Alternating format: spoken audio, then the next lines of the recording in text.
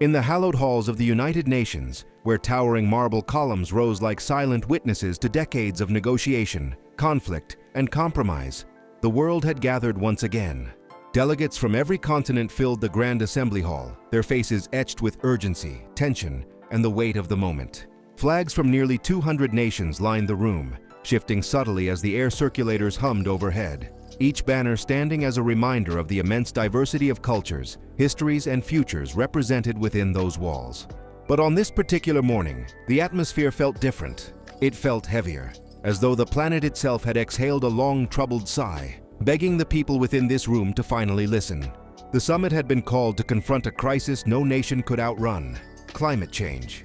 Not a distant threat, not a theoretical discussion, but a fire already burning, a storm already roaring, a hunger already swallowing homes, cities, and coastlines.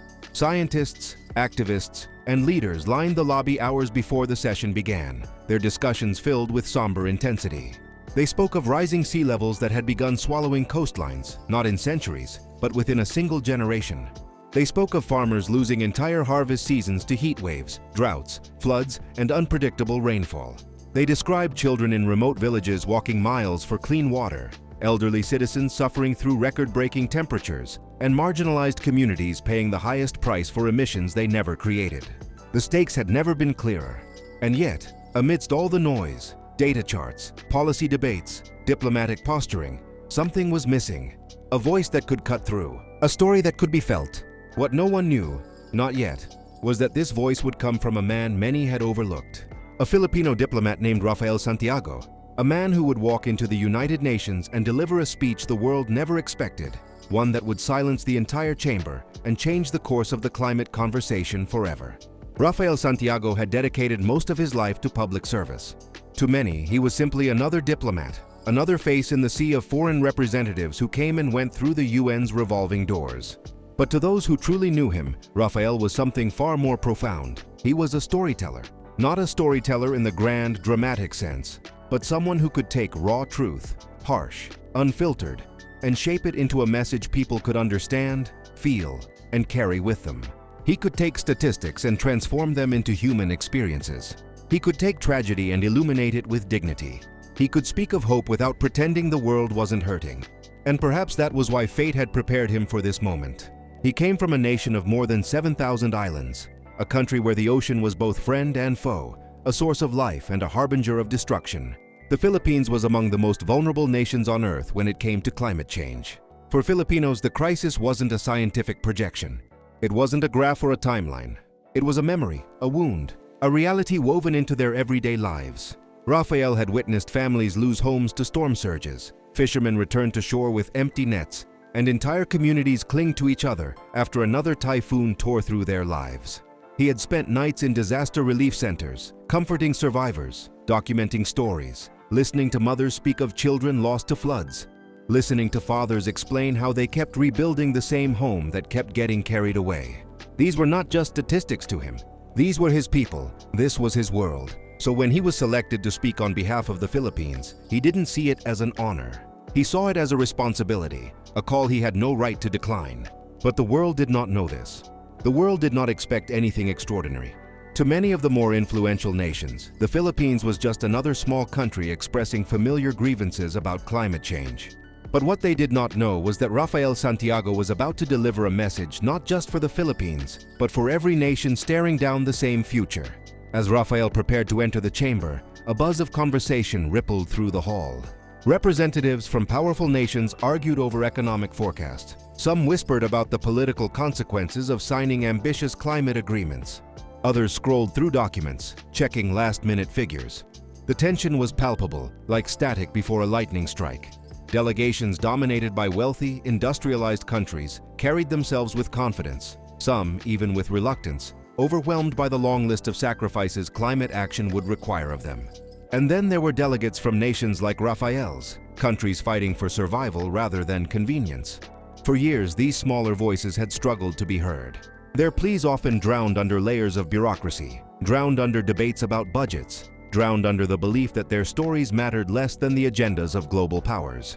But today, that was about to change.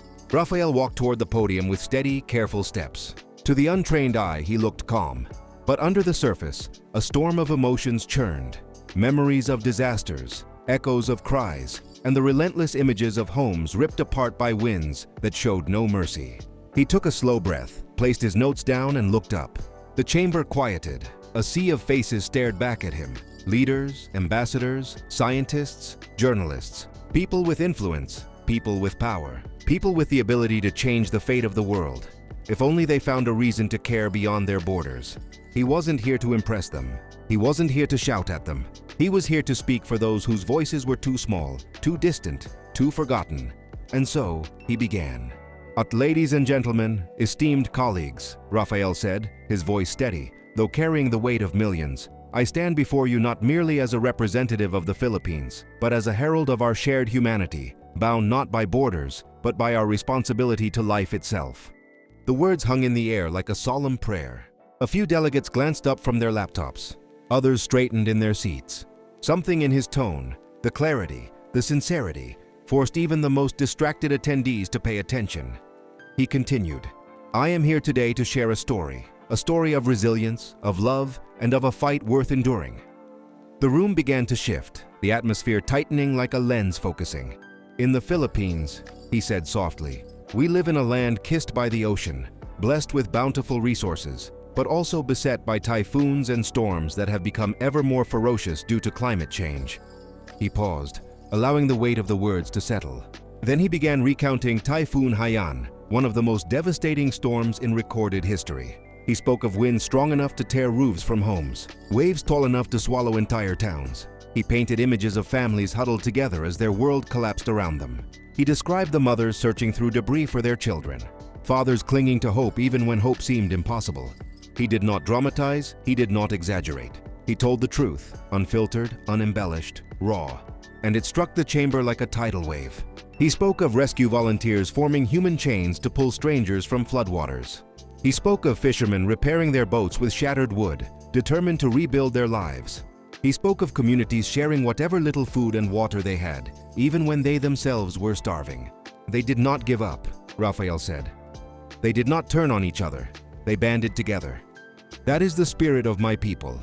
For the first time that morning, the chamber was silent. Not ceremonial silence, not polite silence, but the kind of silence that comes from realizing you are hearing something that matters. But this fight in the Philippines is not merely our own, it is everyone's fight. We are at war, not just against the relentless forces of nature, but against ignorance, complacency, and indifference. Imagine if the rise of the sea level were to consume not just our islands, but the coasts of your nations, your cities, your homes, your lives. It is imperative that we view this crisis not as a solitary battle to wrestle, but as an unwavering alliance forged out of necessity. Let the rising tides bind us closer in our shared destiny. "I urge you," he said gently, "as you return to your nations, to carry these stories. Stories of those who have suffered not in silence, but with a voice that demands to be heard." He raised his eyes, and for a moment, it felt as though he was looking at each individual directly. "Let us unite not only in addressing damages, but in fostering hope. Let us build sustainable paths forward for all." His voice grew stronger. "The Philippines may be but a small archipelago in this vast ocean of nations, but our resolve is unwavering. Together let us turn the tide before it is too late." He stepped back from the podium, and the room froze. For a moment, no one moved.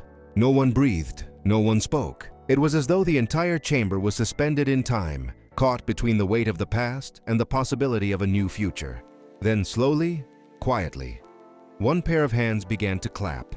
Then another, and another, until the hall thundered with applause. Not obligatory applause, not diplomatic applause, but a genuine, powerful surge of respect and realization. Something had shifted that day. In the days that followed, the world would speak of that speech again and again. Journalists replayed it, delegates quoted it, environmental groups championed it. It was not because Raphael presented new data. It was not because he made bold political demands. It was because he humanized the crisis. He gave climate change a face, a heart, a voice. And most importantly, he reminded the world that hope was not naive. Hope was necessary. The UN never expected this from a Filipino speaker, but the world would never forget it. For in a sea of voices clamoring for attention, Rafael Santiago's passionate, heartfelt cadence silenced the room and awakened a collective consciousness. And from that day forward, nations no longer stood as isolated entities divided by borders.